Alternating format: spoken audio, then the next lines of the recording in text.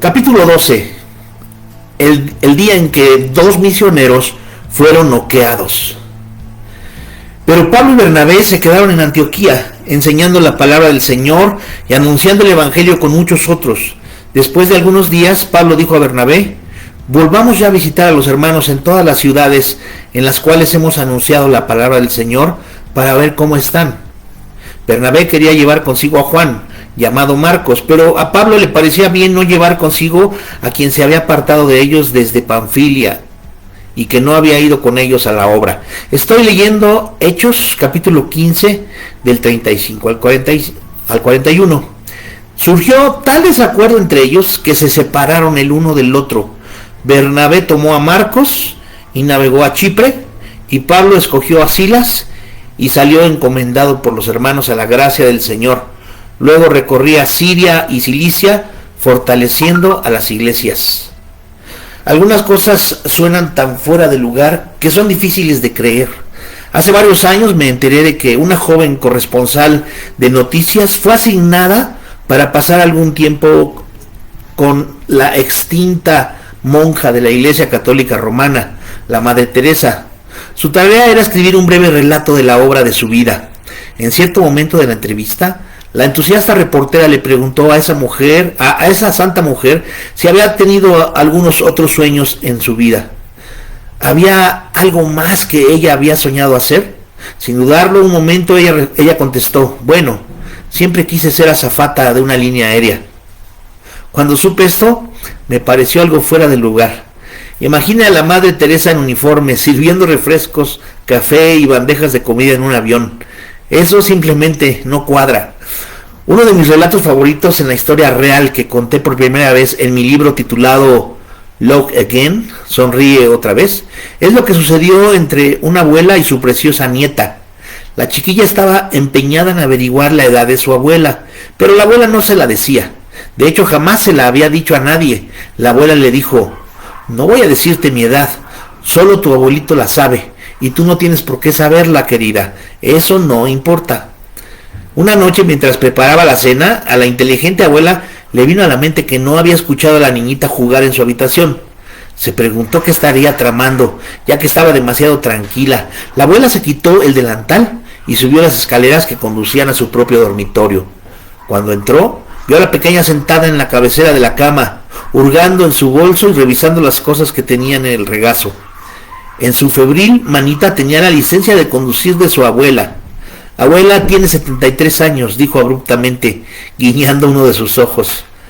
Sí, los tengo. ¿Cómo lo sabes?, preguntó la mujer, un poco turbada. Aquí está la fecha de tu nacimiento, y lo que hice fue restar ese año del actual y me dio 73. Mientras seguía examinando la licencia, frunció el entrecejo y añadió: y veo que también sacaste una F en sexo.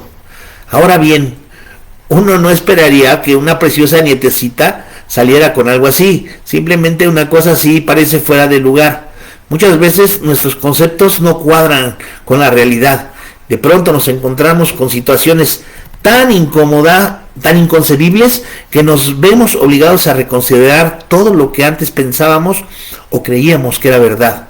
Puede tratarse de los sueños de una monja humilde y servicial, conocida por su sacrificio ministerio en pro de los débiles y moribundos de las calles de Calcuta, o tal vez de las palabras sorprendentes salidas de la boca de una niña de 7 años al leer la licencia de conducir de su abuela, o tal vez sea ver a dos veteranos misioneros teniendo una áspera discusión y pensando cómo pudo haber sucedido tal cosa. ¿Unos misioneros en un ring de boxeo?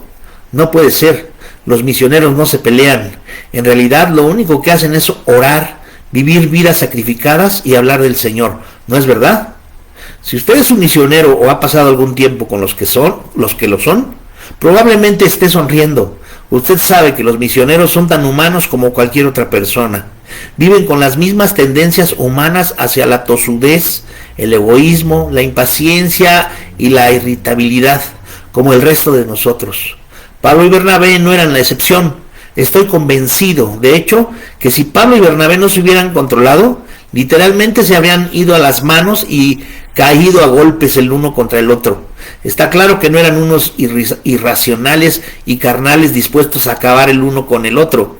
Son los mismos hombres que nos maravillaron con su admirable respuesta a situaciones extremadamente difíciles, solo que unas cuantas páginas atrás. No obstante, lo que sucede poco antes de que Pablo inicie su segundo viaje misionero es aún más admirable que eso. Algunos lo considerarían insólito. Imagine a dos autoridades como ellos, misioneros maduros, llenos de dones, piadosos, sinceros y llenos de cicatrices de las batallas, enfrentados en una acalorada discusión. ¿Verdad que eso no cuadra con nuestra descripción de lo que es un héroe espiritual? La cruda verdad de la vida real. Una de las características que encuentro más atrayentes en cuanto a la Biblia es su crudo realismo. Cuando Dios pinta los retratos de sus siervos en las Escrituras, Él no retoca ninguna mancha o defecto. Moisés fue un homicida. David tiene adulterio e hipocresía en su expediente. Jonás fue un profeta terco y orgulloso que casi perdió la gran oportunidad de su vida por su repugnante intolerancia. Jacob tuvo una conducta mentirosa. Abraham mintió más de una vez. Pedro metía la pata cuando estaba bajo presión. Incluso Juan el Bautista luchó con la duda, y Tomás también. Por eso no debe escandalizarnos que Pablo y Bernabé tuvieran un conflicto. Cuando el telón cae al final del capítulo 15, los dos hombres se han separado. Tomemos entonces un asiento de primera fila frente al cuadrilátero para ver esta pelea de 2 pesos medio. Título: multiplicación por medio de la división. El enérgico equipo ministerial formado por Pablo y Bernabé casi no tiene rival en las Escrituras. Pero yendo al grano y para darle idea de la importancia de su desacuerdo, esta disputa causó un desacuerdo tal en su relación que los dos hombres se separaron definitivamente. Sus caminos jamás volvieron a cruzarse. Pablo y Bernabé habían terminado su primer viaje y sin duda alguno estaban todavía embargados por la emoción de todo lo vivido. Juntos habían fundado numerosas iglesias y por consiguiente se habían hecho famosos en toda Asia y más allá por sus impresionantes dotes y conocimientos de cómo hacer el ministerio. Durante un prolongado periodo de descanso y recuperación en Antioquía, fueron convocados a Jerusalén para que ayudaran a dar solución a un debate sobre la circuncisión. Hechos 15 registra las cuestiones y acontecimientos que giraron en torno al Concilio de Jerusalén, la reunión de los líderes cristianos de origen judío para tratar de resolver el asunto de una vez por todas y la decisión oficial en cuanto a lo que debía ser el mensaje a los gentiles. Casi todo el capítulo está dedicado a discutir en detalle este debate teológico tan emotivo. Finalmente, después de una diligente consideración de las Escrituras y del sereno consejo de Pedro, Santiago, Silas y Pablo, hubo un veredicto final. A los gentiles no se los obligaría a circuncidarse. La gracia volvió a abundar. Lamentablemente, la siguiente discusión que aparece en el mismo capítulo no terminó tan cordialmente. A medida que lee el relato de Lucas, deje que su mente imagine la escena. Hechos 15, 35 al 39. Pero Pablo y Bernabé se quedaron en Antioquía, enseñando la palabra del Señor y anunciando el Evangelio con muchos otros. Después de algunos días, Pablo dijo a Bernabé: volvamos ya a visitar a los hermanos en todas las ciudades en las cuales hemos anunciado la palabra del Señor para ver cómo están. Bernabé quería llevar consigo a Juan, llamado Marcos, pero a Pablo le parecía bien no llevar consigo a quien se había apartado de ellos desde Panfilia y que no había ido con ellos a la obra. Surgió tal desacuerdo entre ellos que se separaron el uno del otro. Después del concilio de Jerusalén, Pablo y Bernabé permanecieron un tiempo en Antioquía. Mientras estuvieron en este gran centro misionero, enseñaron y predicaron la palabra del Señor. Hechos 15:35. ¿Qué clase de hombres eran estos? Hombres de carácter sincero y de verdadera santidad. La clase de personas con las que usted quisiera pasar una velada, no importa el tiempo que tuviera que esperar para lograrlo. ¿Quién habría esperado que un desacuerdo tal fracturaría la vieja amistad de Pablo y Bernabé? Todo comenzó con una idea visionaria. Pablo sugirió que volvieran a los lugares que habían visitado en su primer viaje. Era una visita pastoral, lo que tenían en mente, es decir, 2 pastores iban a realizar una gira para visitar el rebaño. Bernabé respondió: Magnífico, hagámosla y llevemos a Juan Marcos con nosotros en esta segunda oportunidad. No, Juan Marcos no irá. Oh, sí, sí irá, replicó Bernabé. No, no irá, de ninguna manera, protestó Pablo. Y así siguió la discusión. Cuanto más discutían, más acalorado se volvía el debate verbal. Ninguno de los dos cedía terreno. Finalmente, la resolución fue separarse. Tenían diferencias irreconciliables. Si me hubieran dado $10 cada vez que escuché esa excusa, ya sería rico. La idea de hacer el viaje no era el problema, ya que ambos querían hacerlo. Lo que vino después de la idea fue lo que dio origen a la desavenencia. En la discusión que surgió, los osados misioneros se mostraron tal como eran, con todos sus defectos. Esa discusión que tuvieron me produce de alguna manera cierto alivio. G. Campbell Morgan escribe acerca de este enfrentamiento en su libro The Acts of the Apostles, los Hechos de los Apóstoles. Dice, cada vez que leo esto me siento muy confortado. Me siento agradecido por la revelación de la humanidad de estos hombres. Si yo nunca hubiera leído que Pablo y Bernabé tuvieron una discusión, me habría atemorizado. Estos hombres no eran ángeles, eran solo hombres. El venerable expositor tiene razón. Eran buenos hombres, hombres de Dios, pero es esencial recordar que no eran perfectos. Para Pablo debió ser una bofetada el pensar que Bernabé tomara en cuenta a un desertor comprobado. Y Bernabé debió sentirse muy decepcionado de que Pablo, nada menos, no tuviera la gracia suficiente para perdonar a Juan Marcos y permitirle viajar con ellos. Las palabras del Dr. Bob Cook son especialmente adecuadas aquí.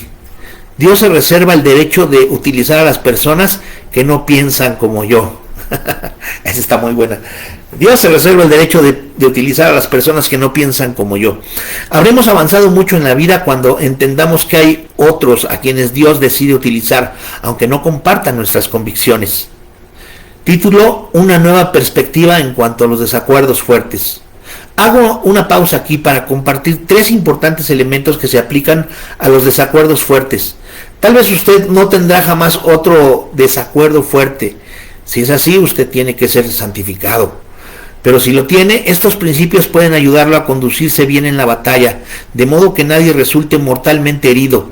Primero, en todo desacuerdo hay un problema, pero varios puntos de vista. Tomemos como ejemplo la discusión entre estos dos buenos amigos. Hay un problema en juego y claramente definido, y alrededor del mismo hay conceptos firmes. Por otra parte, los puntos de vista son más subjetivos porque involucran a personalidades. Usted lo ve de una manera y su esposa o esposo lo ve de otra. Usted ve la situación desde una perspectiva y su hijo o hija la ve completamente diferente. Los puntos de vista son subjetivos y la forma en que vemos la situación tiene mucho que ver con la manera como hemos sido formados. Es aquí donde las personalidades diferentes juegan un papel. El tener en mente estos factores ayudará a regular la tensión y a evitar que se produzca el colapso total. Permítame darle una definición sencilla. Un desacuerdo es un conflicto que involucra un problema que es visto desde puntos de vista opuestos. Este es el problema y así es como yo lo veo, dice Pablo. Estoy de acuerdo con que ese es el problema, pero así es como yo lo veo, dice Bernabé. Esto nos lleva a la siguiente observación. Segundo, cuando hay un desacuerdo, cada lado tiene parte de la razón. Ambas partes tienen puntos de vista valederos, por supuesto. Toda discusión tiene sus debilidades, pero ambas partes tienen sus fortalezas. Ningún lado es lo que yo llamaría, utilizando el lenguaje del baloncesto, una clavada, a menos por supuesto que sea usted quien haga la clavada. Lo que quiero decir es que en la mayoría de los desacuerdos legítimos, cada lado tiene puntos de vista que son válidos. Tercero, en los desacuerdos acalorados, alguien por lo general sale herido. Cuanto más grande sea el calor, mayores serán las heridas. No importa el nivel de madurez que usted haya alcanzado en su andar con Cristo, no es inmune a las heridas. Las palabras ásperas son como granadas fragmentarias que se incrustan en el cerebro. Esto es especialmente cierto cuando se producen ofensas. Alguien lo ofende llamándolo de cierta manera o cuestionando su carácter. El resultado es que se inflige una herida que tarda mucho en curarse. A veces, lamentablemente, jamás se cura. Un amigo mío que se está acercando a los 80 sigue recordando la vez que su suegro lo menospreció delante de toda la familia. Después de una comida de acción de gracias, por un ridículo desacuerdo que tuvieron, el patriarca le dijo con una risotada de desprecio: bueno, de todos modos yo nunca te consideré una gran cosa. Aunque las palabras lo golpearon hace décadas, la herida sigue abierta y sangrante, como si el asunto hubiera sucedido ayer. Las palabras y el tono del ataque verbal de ese suegro fueron una puñalada en el alma de mi amigo. Le he dado estas 3 observaciones, no porque sean originales o muy profundas, sino porque creo que vale la pena recordarlas. Esto es especialmente cierto cuando observamos más detenidamente este enfrentamiento verbal entre misioneros. Título: una mirada neutral a una escena penosa. Para lo que voy a tratar en las siguientes páginas, le voy a pedir a usted que se siente en un tribunal y que en cierto sentido haga el papel de juez. Quiero que seamos lo más neutrales posible, ya que ambos respetamos a Pablo y a Bernabé, no solo por la clase de hombres que son, sino además por sus importantes logros. Algunos de nosotros somos más como Bernabé que como Pablo. Otros de nosotros piensan más como Pablo que como Bernabé. Pasemos entonces a considerar el asunto en cuestión. Permítame que lo presente en la forma de una pregunta. ¿Se le debe dar una segunda oportunidad a alguien que abandonó una responsabilidad seria? Dicho de otra manera, ¿se debe permitir a una persona que dejó a otros en la estacada ir otra vez en una misión semejante? Esta es la cuestión básica. Bernabé dice: sí, por supuesto. Pablo responde: no, claro que no. Obviamente, las posiciones estaban tomadas. Los hombres tenían puntos de vista opuestos. Bernabé estaba interesado en desarrollar el carácter de Juan Marcos. A él le preocupaba la persona. Lucas dice: Bernabé quería llevar consigo a Juan, llamado Marcos. Hechos 15:37. La palabra quería aparece en el griego en tiempo imperfecto, significando desear algo enérgicamente. Bernabé no solo lo deseaba, el texto sugiere que hasta es posible que lo haya exigido. Quiero que el joven nos acompañe. Tiene todo el derecho de hacer el viaje con nosotros. Sí, falló, reconozco que abandonó la responsabilidad, nadie lo niega, pero Pablo, nadie es perfecto, entonces era joven y le faltaba experiencia. Recuerda que no obstante eso, la misión se cumplió, nos abandonó, pero a pesar de eso lo logramos. Su deserción, estoy de acuerdo, hizo la cosa más difícil, pero lo logramos. Él no solo necesitaba nuestro estímulo, sino que también puede beneficiarse de nuestro respaldo. ¿Para qué son los mentores, sino para dar estímulo y apoyo a los débiles? Si usted ha sido bendecido por el ministerio de algún mentor, aprecia la disposición que tuvo de darle una mano en el momento crítico. Estuvo con usted. Bernabé dijo: esta es nuestra oportunidad. No olvide que eran primos. Colosenses 4:10. Los lazos de sangre mandan. Bernabé estaba decidido y resuelto a incluir a Juan Marcos en la misión. La reacción de Pablo fue muy diferente, pero no menos vigorosa. Lucas utiliza aquí de nuevo el tiempo imperfecto para decir que Pablo siguió insistiendo en que no debían llevarlo en el viaje. ¿No puede casi oír las palabras de Pablo? Él es un desertor. La fidelidad es lo primero ante los ojos de Dios y también a los míos. Recuerde que a Bernabé le preocupaba la persona, mientras que Pablo estaba protegiendo la misión. Bernabé miraba el futuro, mientras que Pablo no olvidaba el pasado. Para Pablo el asunto se reducía a una falta de confianza. Ellos necesitarían firmeza y estabilidad, a alguien con antecedentes a toda prueba con quien contar cuando la vida se volviera incierta. Pablo sabía lo difícil que había sido el recorrido del primer viaje e imaginaba las nuevas dificultades que encontrarían en la ardua jornada siguiente. La oposición habría tenido tiempo para reagruparse y los obstáculos serían aún mayores. En ese próximo viaje no había lugar para cobardes o desertores. Si iban a apoyarse en alguien y a confiar en esa persona para cuando fuera necesario, Pablo necesitaba a alguien que pudiera perseverar hasta el final. A sus ojos, Juan Marcos no era definitivamente ese hombre, pero ¿no era Pablo el predicador de la gracia? Él mismo había sido un perseguidor, por eso seguramente apreciaría que a la gente se le diera una segunda oportunidad. ¿Verdad que el problema era difícil? No había una solución fácil y rápida. Cuidado, es posible que usted se esté sintiendo demasiado generoso en este punto. ¿Qué estás pensando, Pablo? Dale una oportunidad al chico. Antes de que se vuelva demasiado magnánimo, permítame que le haga unas cuantas preguntas. ¿Le prestaría dinero a una persona que no le pagó la primera cantidad que tomó prestada de usted? ¿Le prestaría su automóvil otra vez a un chico del grupo de jóvenes que lo destrozó la primera vez que se lo entregó? ¿Le dejaría usar su cabaña que tiene en las montañas a un sobrino que dejó el lugar hecho un desastre la primera vez que se le prestó? Es curioso cómo cambia la perspectiva, ¿verdad? Ahora puede sentir la tensión. Esa fue la razón por la que surgió un conflicto tan serio. Así lo dice la Nueva Versión Internacional, entre estos dos hombres. Pablo podía haber citado a Proverbios 25:19. Diente quebrado y pie que resbala es la confianza en el traicionero en el día de la angustia. Muy a propósito, ¿no le parece? Dice literalmente, poner la confianza en un hombre poco estable es como masticar con un diente roto o tratar de correr con un pie torcido. ¿Le ha sucedido eso alguna vez? Eso no deja avanzar mucho. Bernabé, por otra parte, pudo haber citado un salmo de David: bendice, oh alma mía, a Jehová, bendiga todo mi ser su santo nombre. Él es quien perdona todas tus iniquidades, el que sana todas tus dolencias, el que rescata del hoyo tu vida, el que te corona de favores y misericordia. Salmo 103 de 1, 3 y 4. ¿No es verdad que algunos versículos de la Biblia le resultan útiles a usted cuando necesita reforzar sus argumentos? Sé que está sonriendo. Cuando mi esposa y yo tenemos una discusión, cada 10 años más o menos, me gusta señalarle algunos versículos de la Biblia que la ayuden a ver mi punto de vista. Entonces tengo que acostumbrarme a dormir en el patio por un tiempo, hasta que ella finalmente me permite entrar de nuevo a la casa. No hay ninguna duda de que Dios ofrece una segunda oportunidad, pero Él también nos exige responsabilidad. Es un Dios de gracia, pero también representa la justicia. Para estos dos tenaces individuos no hubo ninguna posibilidad de acomodo. Sus convicciones se mantuvieron rígidas, por tanto, sus diferencias no pudieron eliminarse.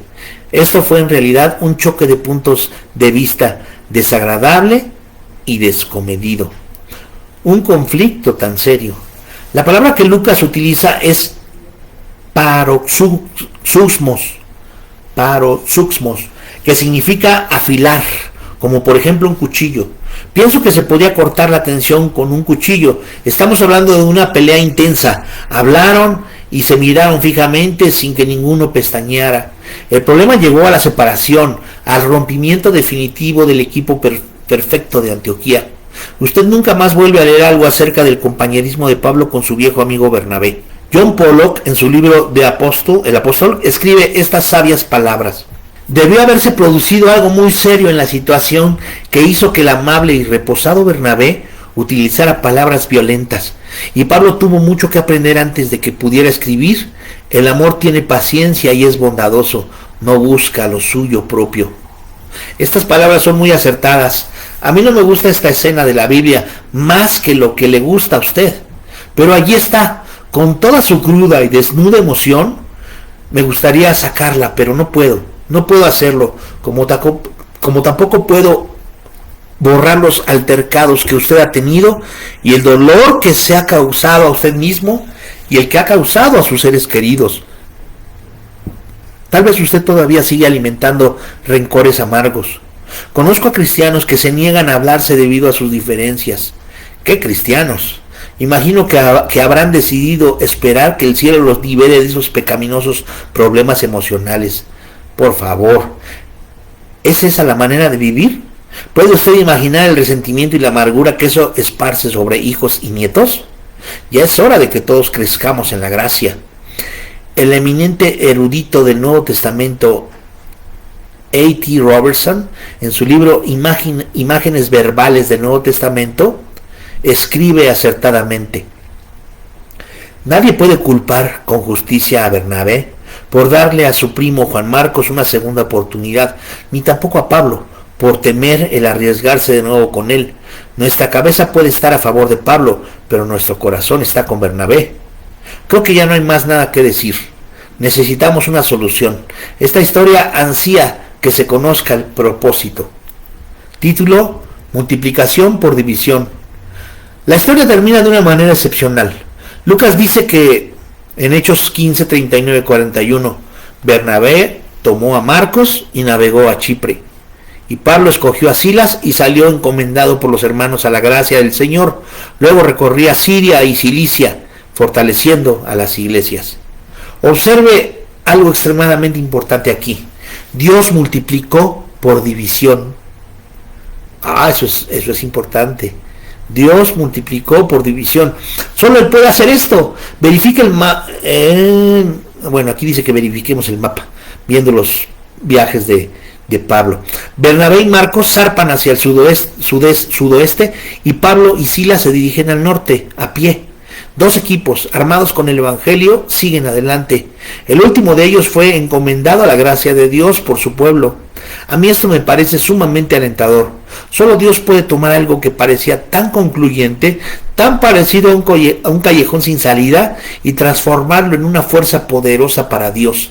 Esa es una lección que todos necesitamos aprender, pero no nos quedemos aquí. Título: lecciones permanentes como resultado de años de experiencia. Seamos muy francos en esto. Yo he tenido mis discusiones fuertes, y usted también. He tenido algunas en las que no se logró la reconciliación, pero gracias a Dios la mayoría han terminado en una amistad renovada. A través de los años he aprendido algunas estrategias que han demostrado ser efectivas para enfrentar desacuerdos difíciles. Quiero dárselas antes de que terminemos este capítulo. La próxima vez que usted se enfrasque en una discusión acalorada, sería bueno que recordara estas 4 lecciones que a mí me tomaron tantos años aprender. Primera lección: cuando surge un desacuerdo, haga lo más que pueda por ver el punto de vista de la otra persona. Esto comienza con escuchar. Incluya en la fórmula 3 cualidades que no se logran fácilmente: honestidad, objetividad y humildad. Este es todo lo que se necesita para manejar los conflictos a la manera de Dios. Pero nada de eso viene de manera natural. Vienen a plenitud como productos de una vida llena del Espíritu Santo. Leamos las palabras de Pablo ahí en Filipenses 2:4. No considerando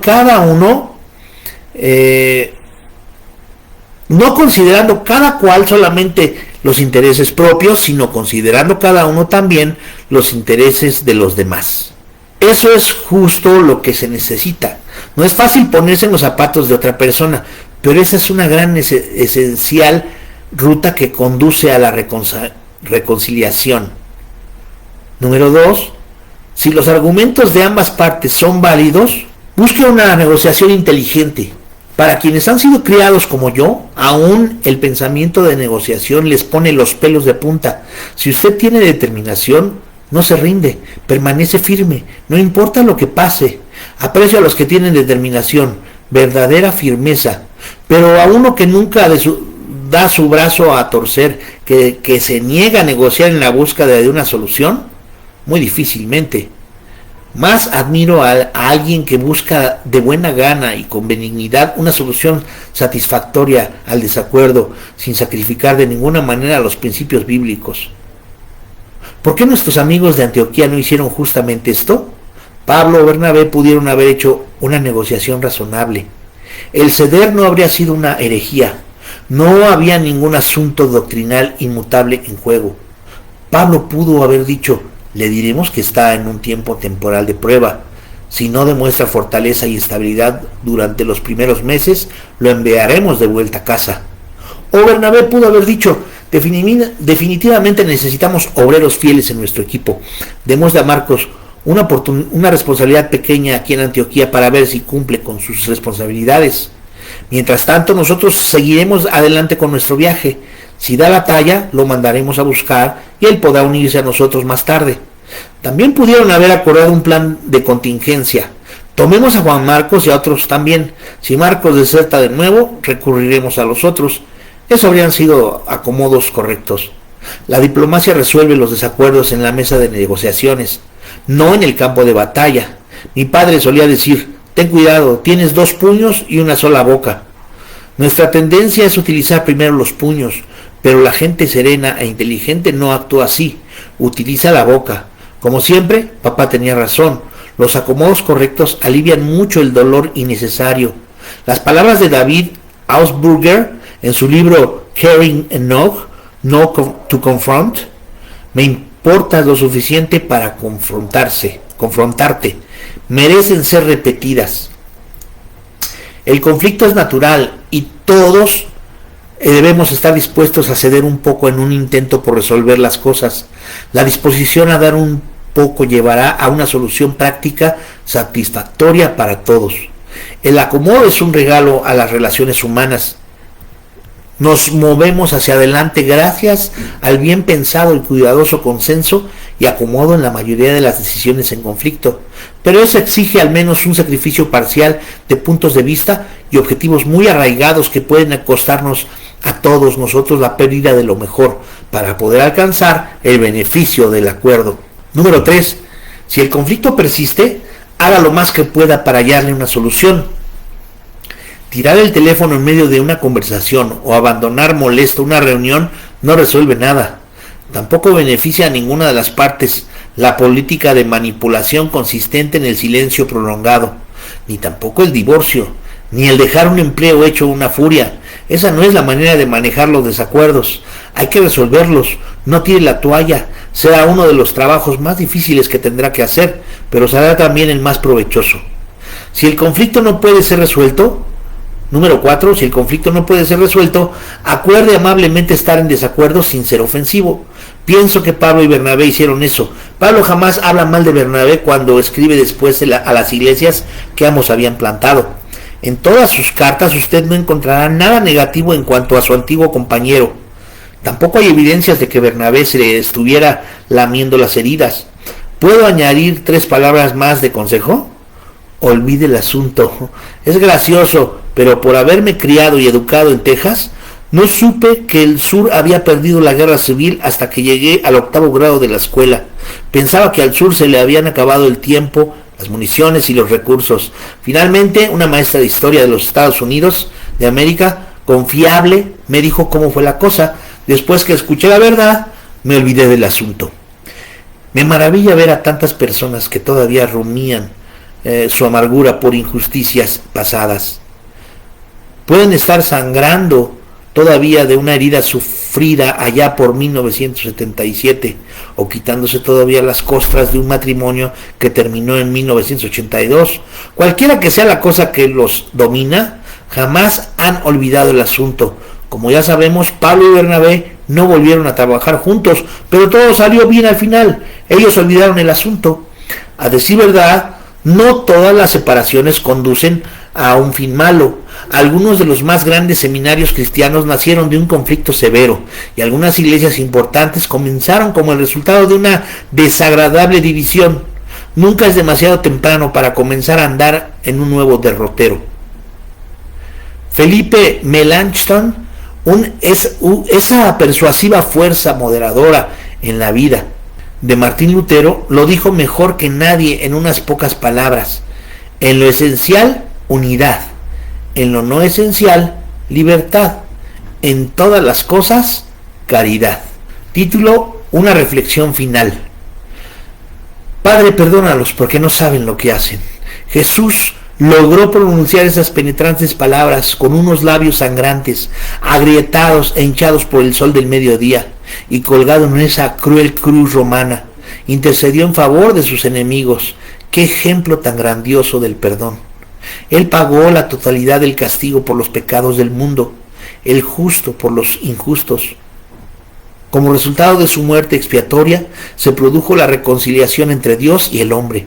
Jesús es nuestro ejemplo de cómo resolver correctamente las disputas. En esta última instancia es asunto de perdonar. Padre, perdónalos. ¡Qué manera tan excelente de vivir! Antes de pasar al capítulo siguiente, tal vez usted tenga algunas reflexiones sinceras que hacer. Lo invito a examinar de nuevo su pasado herido, no sanado. Puede que tenga que remontarse muchos años atrás para pensar en el rostro de un padre, de una madre, de un hijo, de un amigo, de un colega de trabajo, de un jefe, de un entrenador deportivo, de un pastor o de un hermano o hermana. Usted fue herido por alguno de ellos y el dolor ha estado allí durante todos estos años. Ni siquiera puede oír sus nombres o ver sus fotografías sin que la ira y el recelo inunden su alma como un río que rebasa su cauce. Amigo, es tiempo de seguir adelante, de buscar una solución, de obtener ayuda de alguien si tiene que hacerlo, pero no desista. Haga cualquier cosa que tenga que hacer para ser libre. Lo invito a que ahora mismo venga solo a la cruz de Cristo, levante sus ojos a Él y voluntariamente dígaselo todo. Véalo allí, colgado, sangrante y moribundo, y acepte su perdón para usted y para su enemigo. Al perdonarlo, usted no está condonando su pecado, sino simplemente dejando el asunto a Dios. Eso le corresponde exclusivamente a Él, no a usted. Eso se llama gracia, y usted puede darla a los demás porque usted tampoco es merecedor de ella. ¿Cree que debe hacerlo algo ahora? ¿Cree que debe hacer algo ahora? Comience entonces ya, antes de que sea demasiado tarde y pierda el rumbo de su vida. Bueno, este es el capítulo 12. ¿Qué le pareció? Muy bueno, ¿no? Que Dios les bendiga y que descansen.